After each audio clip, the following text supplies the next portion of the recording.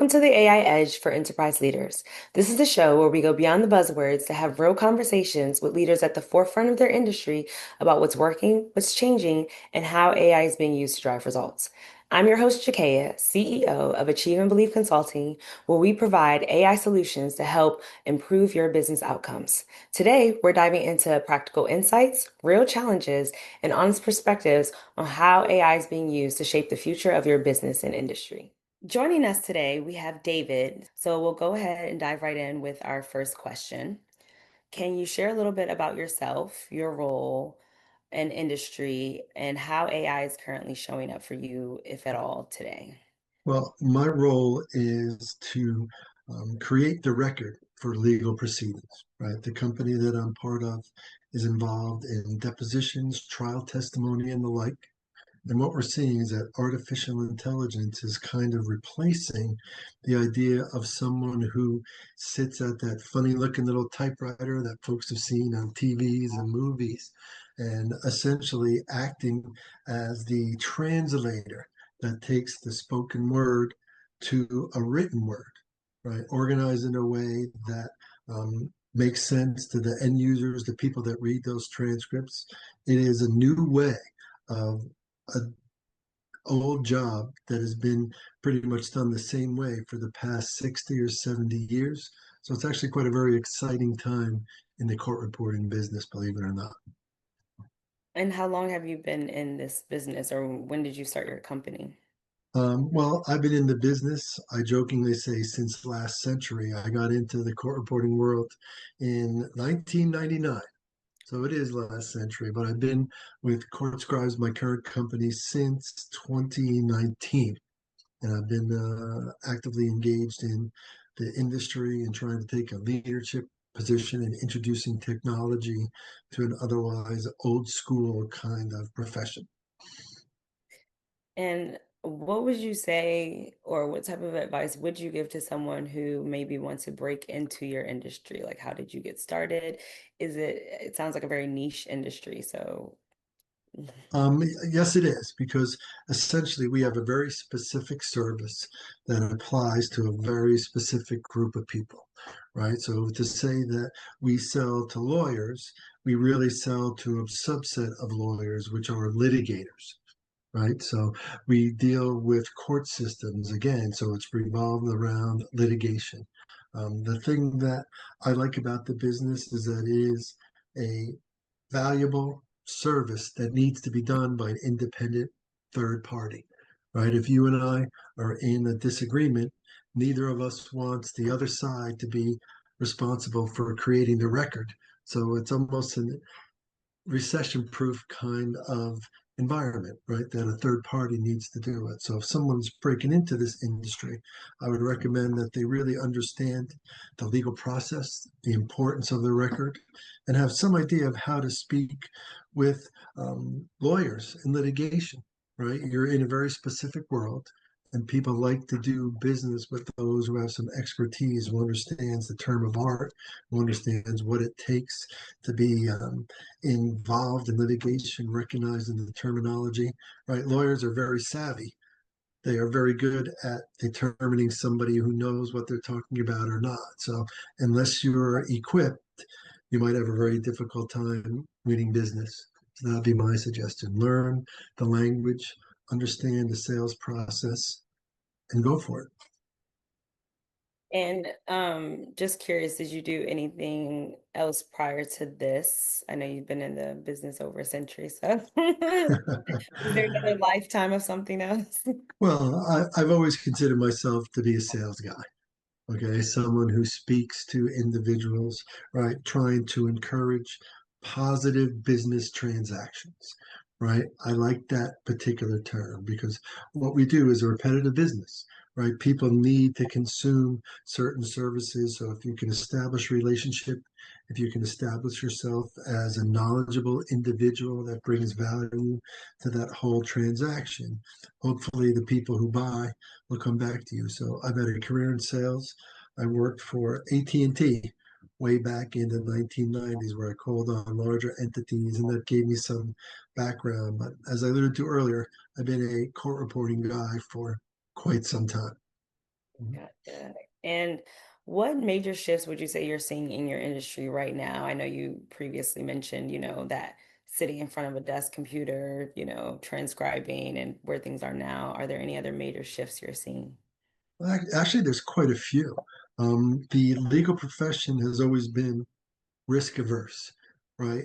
There is procedures and processes that have been done fairly the same way for the past 100 years or so. And whether it was planned or accidental, COVID really changed how work in general is done, working from home, but it also forced the legal profession to kind of be a little bit more aware and a little bit more willing to embrace different technologies, which absent that might have been a very slow adaptation process. So artificial intelligence is now doing things that human used to do exclusively. It's creating a deposition transcript that can be the basis of a final document that's valid for litigation. So technology and managing various elements is far more acceptable in today's environment than it might have been in 2019, 2020. And I think there's a big push of younger attorneys, younger people in the profession who grew up with iPhones and cell phones and the internet, where there are a lot of people still practicing that didn't have that early in their career. So I think that group of people are going to be a big force in the industry. Um, Once technology is out there, it's very difficult to rein it in. So I think the answer is people are learning how to incorporate it or at the very least adapt with it. And I think that's going to be a big issue for the next 15, 20 years. And so how has these different shifts and trends impacted your business or your growth strategy per se? Well, we've always been a technology focused company. So it's made our way of doing business far more acceptable than it might have been previously. So this acceptance of technology and creating the record has proven to be a good one, right? The Yeah. end result is the people that consume it will determine whether it suits their needs or not, right? Whether it gets the job done in a way that they find comfortable. And since we've now been out of COVID for a number of years, the things that happened in the 2020, 21 timeframe were quite revolutionary. Now it's fairly commonplace. So I think that the technology has been accepted and again, going to be further developed and enhanced. And if you fail to grow and adapt, I Mhm. think it'll become fairly evident that you're behind and people will work hard to try and catch up. Yeah. So I know you mentioned that you've always kind of been technology based with your company, but what really makes your company stand out against other competitors? Well, we like to think we've got great group of people that really understand what it means to create the record, right? The legal process is very rigid in the fact that there's a lot of things that need to take place. There are a lot of precedents that need to be followed in a process and formats and how you deliver things like that. So there is a growing tendency to less formalize things that they may have been years ago. But just because it's less formal doesn't mean that it's insignificant, right? The rules of court, the understanding of how legal process works can't be overlooked. And I think people think, okay, I think everyone's heard about they use Chat GPT only to realize there's a hallucination. And that's an example of somebody who trusted too much as opposed to using it as a tool.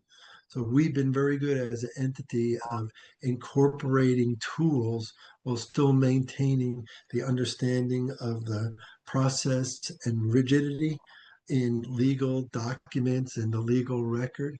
And I think that's been a plus for us. We are not global yet.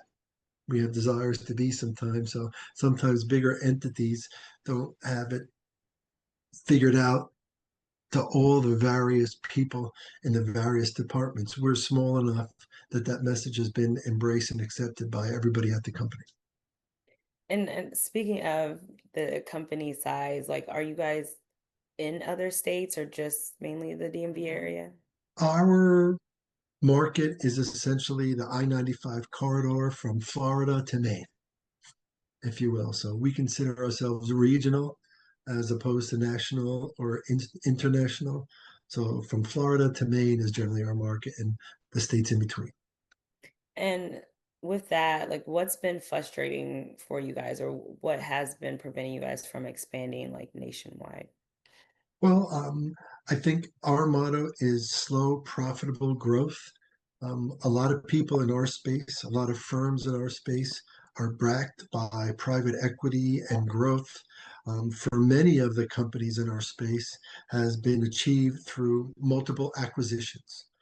Buying up smaller entities, right? If we operated on the East Coast, a typical model would be, well, if we want to operate in Texas, let's buy a company in Texas. If we want to operate in Illinois, let's buy a company in Illinois. If we want to go all the way to California. So most of the entities in our space have achieved national presence by that model, by acquisition in various markets. We're growing almost all de novo internally. So it takes a little bit longer, right? It takes a little bit effort to open up new markets and be profitable in those markets. So we're taking a slow, measured approach versus the buy and hope for the best approach that a lot of the people in this space have done previously. And then what's been frustrating just in the industry as a whole? Um, I think it's the same at any business, right? Managing increasing costs, right? For labor, for supplies, for real estate, right? There's pressure from our clients to reduce their expense, right? So the frustration is that we want to pay people well to do their jobs. Like I said, we operate in a very narrow vertical, right? Litigators and the like. So sometimes finding people who are good in that narrow vertical is a challenge, right? So getting good people is always the issue. Managing the desire to pay people well, managing the needs of the client to be cost effective, and managing the needs of the business to be profitable and growth oriented. But I think most people in my shoes would have similar thoughts about that. It's tough, right? And to be consistent, to be good, takes a lot of effort. So, out of everything that's kind of been frustrating you, what metrics then are you most focused on improving? Well, we're always looking on reducing our cost to deliver a transcript. As I alluded to earlier, the AI software now, the speech to text engines that are being created are doing a very good job at producing what could be called the raw product, right? Having human editors who perfect it and deliver it is, the second step of that nature. So just constantly trying to reduce costs because then we can reduce our rates to the clients that we've got or that we want to encourage, right? And letting them know that technology, when it's managed correctly, can work, right? Some people become a slave to technology. We're trying to say, well, technology is supposed to be additive, not addictive, right? So we want technology to add to our business model, not to make us addicted that we can't do without it. Where do you want to be? Where do you want your business to be in the next 6 to 12 months? Like any major goals that you have? I think the major goal is expansion to maybe some of the other Midwest markets, right? There are certain areas that we see could be potentially um, good for us to go in. The other challenge that we've got is that there is still some headwinds in the legal profession as it relates to technology, right? As much as we in the industry want to push it, there's still a large um, group of users who like to proceed slowly, right? So the idea of being a bigger company to be able to serve, a larger market is our growth. Um, I would like to double in size in the next 4 or 5 years.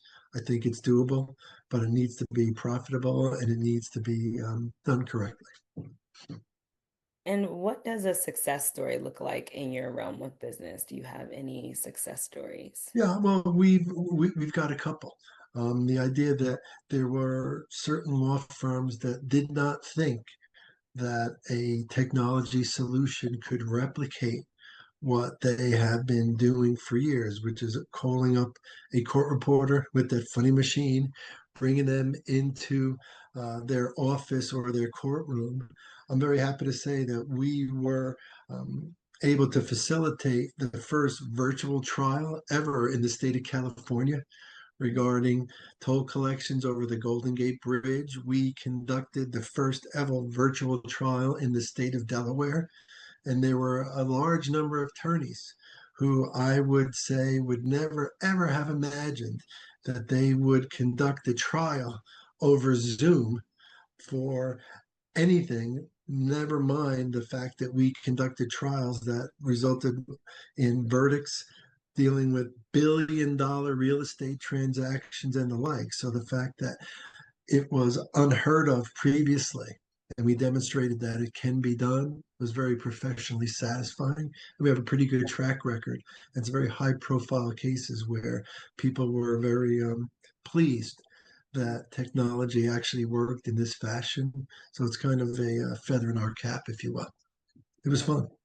Mhm. Right. How are you currently using AI in your organization? Like I know you mentioned some software, but for, those who may be unaware of different AI tools that you could Mhm. utilize, what does that look like? Well, the single biggest AI application for us is speech to text technology, right? Being able to translate in a very efficient way someone's spoken word into a document that's accurate and formatted in a transcript, right? And I tell everyone a transcript is very specific in its format, the way it's created, and things like that.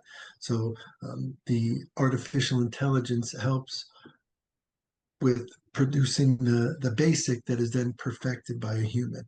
I could go on to a AI software that we've also developed and began marketing that uses visual, audio, and taxonomy clues as essentially a lie detection software, right? Mhm. So police officers, Secret Service agents, and certain people who are trained how to evaluate how somebody answers a question, the artificial intelligence software can do that for you and give you some insight. So those two areas, and creating a deposition transcript, at least the raw material that then goes further down to be perfected to a final transcript, and using artificial intelligence as a lie detection or lie verification tool is two things that we use currently and is driving our business for the next couple of years. Nice. And how do you see AI shaping the future of your industry, and where do you believe leaders should focus their efforts to use it most effectively? Well, that's a challenging question. I think people in the court reporting business, and particularly in the courts, okay, the idea of having a record of what took place in a courtroom is everybody's right, right? So if you are in whether it's a civil litigation or criminal litigation or anything in between, having the ability to actually see what was said is important. The artificial intelligence component might really make that far more accessible to everyone because as it stands right now, that human court reporter in the room is probably the single biggest expense. So to be able to put a technology solution to give everybody access at a hugely reduced cost can be very impactful. It also could translate to other areas where it's always been prohibitively expensive to get a record. Think of a meeting or some kind of a hearing, whether it be for a co op board or a town hall or something like that. The technology can be very impactful to give the opportunity for a better written record in areas where it was either prohibitively expensive or just not practical. And I think as the years go by, that's going to be becoming more and more of a common thing. And I think overall that's positive for everyone involved. Nice. And if you could give one piece of advice to industry leaders about approaching AI, whether to adopt, experiment, or hold back, what would that be and why? Well, I think holding back is probably a bad idea. This is a train that's coming. I think the term trust but verify might come into play. Recognize that AI does not have one size fits all. I think generally there will be certain pockets or certain avenues where AI will be really impactful, but proceed slowly, proceed cautiously, but by all means proceed, okay, because it's coming, and adopt it where it makes sense, monitor where it makes sense, and avoid it where it doesn't make sense. That would be my take. And is there anything you would like our viewers and listeners to know before we go? And can you share your socials? I'm on LinkedIn and things like that. CourtScribes is on LinkedIn. I don't do that many things. I don't know if my opinions are that valuable to other people outside the industry, so I don't make a big issue on socials. But CourtScribes.com is the technology site. Trutherlie.ai is a technology site. And I encourage people to go take a look at those. Well, thank you, David, for joining us today on the AI Edge for Enterprise Leaders. Okay, it was my pleasure. Thank you. Today's conversation highlights that while AI continues to evolve rapidly, real impact comes from thoughtful leadership, clear strategy, and intentional execution. To our listeners, I hope today's conversation sparked ideas that you can use within your own organization. If you enjoyed today's conversation, please feel free to like this video and subscribe to my channel for future episodes and insights. You can also follow me on social media for more AI insights and real life moments into entrepreneurship and motherhood. I'm Mom Boss J, that's MOMBOSSJAY, on TikTok and Instagram, and you can find me on LinkedIn by my name, that's Jakaya McCambry, JAKAYAMCCAMBRY. I'd love to connect with you there. Until then, thanks for listening. I'm your host, Jakaya, and I'll see you on the next episode.